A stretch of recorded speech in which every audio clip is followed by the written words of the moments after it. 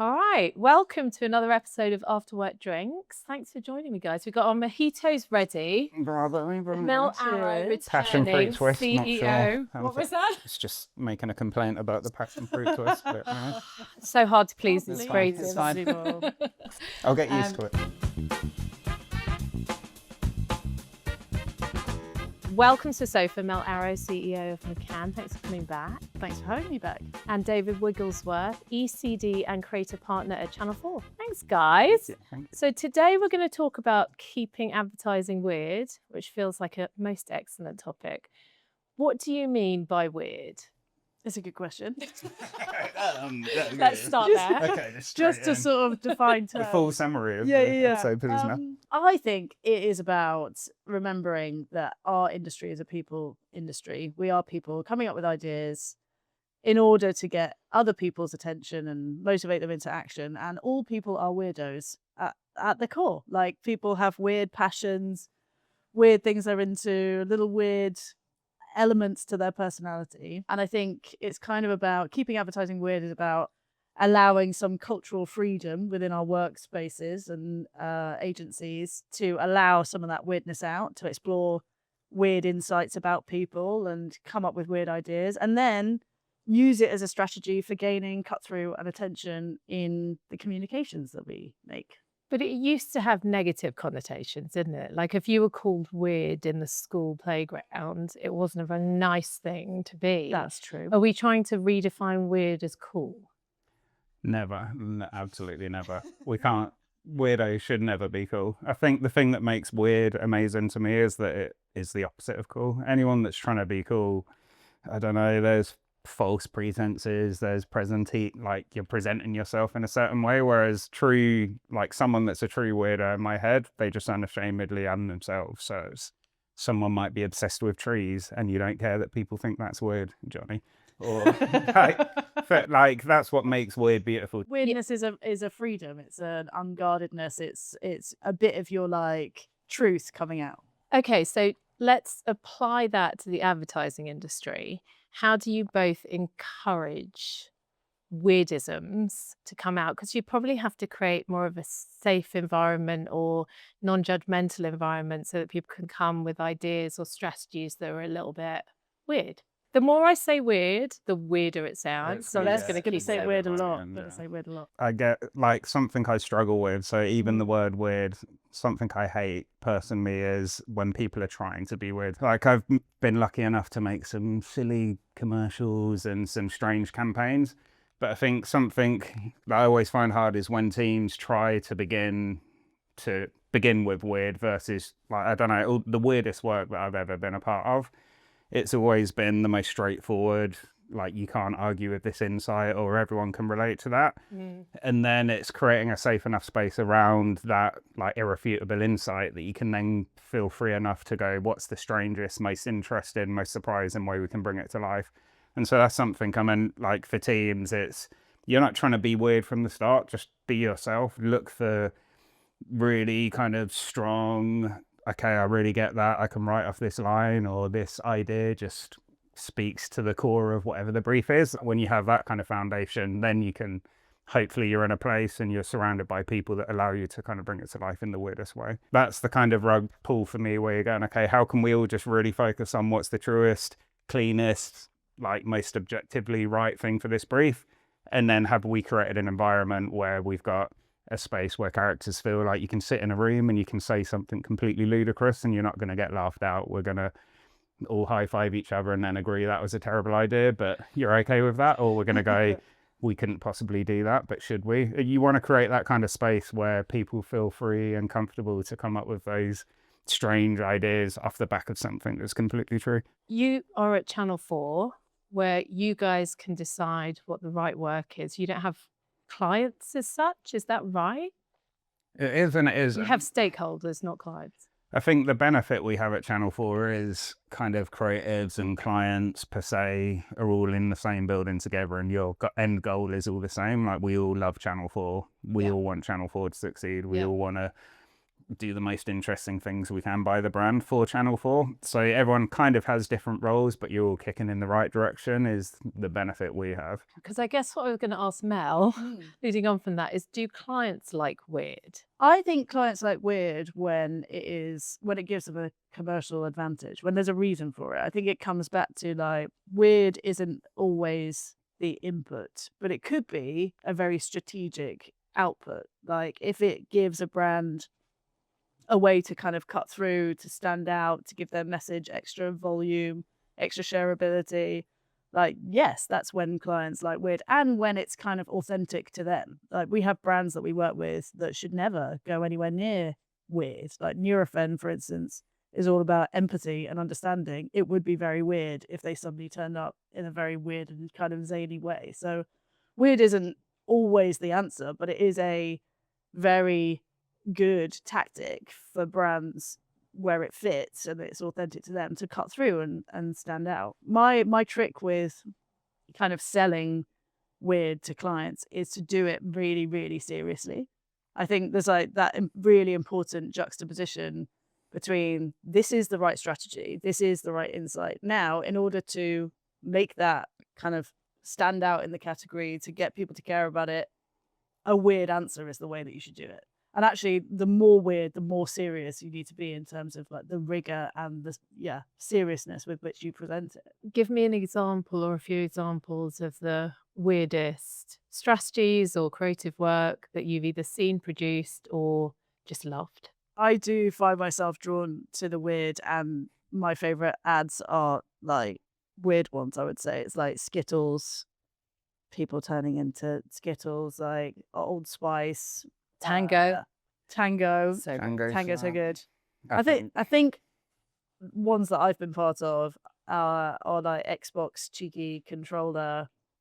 I mean, all of that whole process was super, super weird. The insight was basically so that the whole thing was Xbox had a partnership with Deadpool, but it was the most partnered with kind of cultural entity at the time. And like, how do you stand out in that kind of melee of kind of brand partnerships?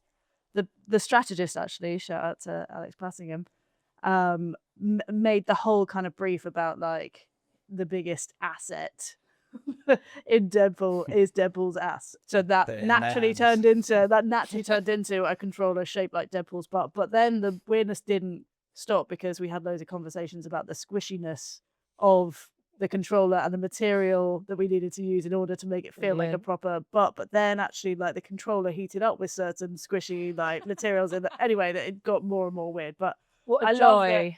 I love that the kind of cultural insight was like it's about his butt. Great. Weird work that you've admired? Yucca Brothers. Again, I don't know if you've seen that MTV Yucca Brothers. I don't know if I have. It's like a game changer. I remember seeing that as a young goon. And it's such a strange execution, but like the idea is just pretty simple. It's basically what happens. There's a group of brothers that live out in the woods. They're like strange characters that live in their own little sheds that they've built, but they somehow have access to MTV. But one of the brothers doesn't have access to MTV. So the ones that have MTV are really cool and like up to cultural shit and they're listening to awesome hip hop tracks. And then they've got one other brother that's just exactly as you'd expect a group of guys living in shit. And you have to just watch it. It's so good. But like work like that where you're like, it's such a simple, silly, clean, you can't argue with the idea. But then when you see the execution, you're like, how the hell did you get there? And I don't know, they just full committed to what they've done. So that was one that I was very jealous of. What would you guys change about agencies to encourage more weird ideas or weird strategies to be able to come out? I think the big thing, just hearing you talk about all of those ideas, none of them are like mirrors up to consumer. Like, I think there is like the worst kind of advertising for me goes, this is you, this is your life. It just is simply reflecting the truth. But actually, all of these kind of weird ideas do it in a more memorable way, in a more cut-through way. So I think just holding a mirror up to consumers and producing basically lifestyle ads is something we should move away from. What is it about you two that draws you to weird? Being one of those kids at school. Being a bullied outcast. But were you both? You probably were. I was, yeah, yep, I was. Or how was there?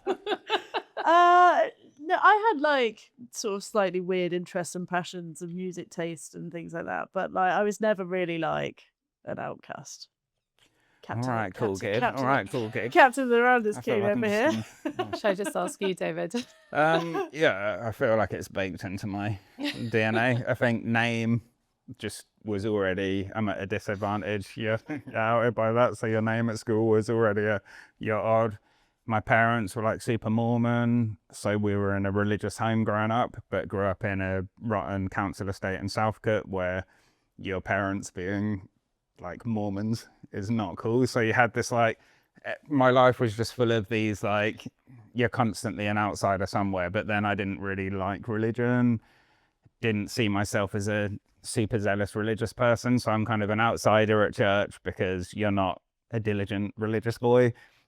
You're also at school knowing if anyone finds out at any moment that your family are religious. As a kid, that was like horrific. So you've got that like rug pull there. Just things that felt like they sat on the fringes just seem more appealing to me because you kind of had this life that should have been quite by the book. Because you were rebelling, do you think that has created a draw to weirdness?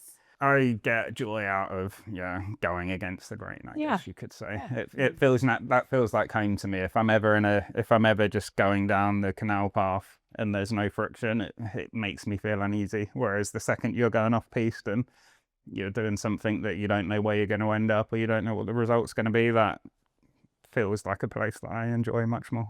Yeah, that's part of the kind of idea behind this like topic, like keep advertising weird, like should be a bit of a like rallying cry for our industry. Like we don't work in management consultancy, we aren't lawyers, we don't have to wear suits to work. All of those things are kind of frivolous, but actually like it allows for more self-expression. And I think like we should revel in the fact that like we're not pressured into following like rules and ways of working and jargon and things as much. Like that should be part of the fun of our industry. There's a lot of amazing stuff that's we didn't have access to now. So like we can just create stuff at a speed that is frightening and awesome and fun, and we have a lot of fun with it day to day in the office. I think the downside is it also means like those moments where you had to be terrified, or will this work, or is this the right thing to do, and all those relationships you've built come into play and the client trusts you and they're like, fuck it, let's do it, this is going to be fun. Like any way we can start as an industry, look at how we can try to pull ourselves back to a little bit of that. How are we able to get excited by work again, or take like risks that excite us again? Because I think any good art that's ever made, you can't like prove it and rationalize it before it's made. In that first instance, you just create it because it feels right or you feel motivated to do it. And I think we're in that weird place where we kind of create art, but it's for commercial reasons. The second you have to over deliver before anything's been made and you extract the risk that's taken, or the moment where you're going, let's just do it, this seems like an exciting thing to do, it's not for the benefit of the work. So I don't know how it is. Like you're not fighting tech's amazing, we should be using it all times in all places, but I would just love to see us try and find a way to still get excited about the creative process as this kind of fluid, organic thing that gets better with time, versus prove that this film will work, make it for me in AI now, show me that it's good, stick it into a research group, quantify that it's definitely going to deliver financial results. Like all the love and the passion gets taken out and it's not art, it's just... So is the conclusion to this, not all campaigns will be weird? Oh yeah, definitely. They shouldn't be. If they are, then weird doesn't exist. But don't create a process that gets rid of weird. Yes. Does that make sense? Yeah, totally. I think we are incredibly lucky to work in an industry whereby we can turn up for work and laugh and joke and be weird with our colleagues and like have a freedom around that. There are so many places of work that sort of sap that out of you, and you have to be quite straight and corporate and dress a certain way and speak a certain way. So already I think that freedom affords a lot of kind of fun and like, an enabling kind of weird to come to the surface. And it might not be the thing that you always kind of then translate into the work or go after. But it should be available. It should be available as a strategy if you think it's like the right thing to do. But even just in terms of culture, keep advertising weird. Like I really kind of buy that, because I certainly like got into this industry. 20% of the reason was like being able to wear jeans. Like definitely. Like And just here you are wearing smart yeah, trousers. yeah. Well, exactly. She's so They're much more very professional jeans. I was now. hoping they'd be smarter just for that. Okay, do you want an environment where everyone around you, everyone doesn't need to accept what you're into or what you do, but they accept that you're into that. And it's, I don't know, the best friendship groups for me, the best like spaces for you to enjoy your most free thought and free thinking are ones where you feel like you can throw things out into the open and you can debate it or discuss it or have a laugh about it. Everyone just needs to be fully involved in that process of how can everyone's voice be heard, how can no idea be too weird, and I don't know, even if it's wrong, you're not going to feel wrong for saying that. You're going to discuss around until you get something that feels right. That's a place. You know, I think in the school playground, we were all taught don't stand out. Like, be part, like, don't say anything that's going to be taken the piss out of. Don't like be odd, be different, be weird. And I think maybe we're all rebelling against that as we grow older and we become more confident and we go into professions that we choose, which is, I'm not going to do that anymore. It's such a horrible, like, human truth. Like, even now, my daughter, I'm going through the same thing where you're seeing there's like an army of how everyone needs to look, like the same trousers, same outfit, same hair, same makeup, and trying to coach into her, you don't need to stand it, like, please, standing out's how you become and stay interesting. And it's really interesting in real time seeing it in her 14-year-old mind wrestle with that if I stand out, I'll get laughed at and pointed at, so I need to do that.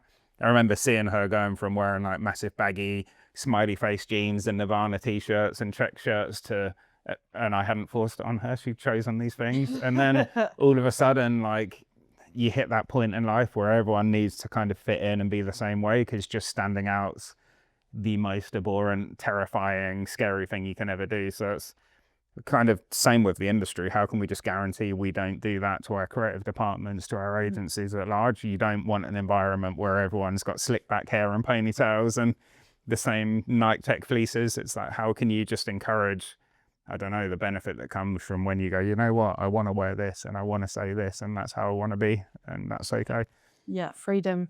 Freedom, baby. Hey, thank you guys. That was incredible.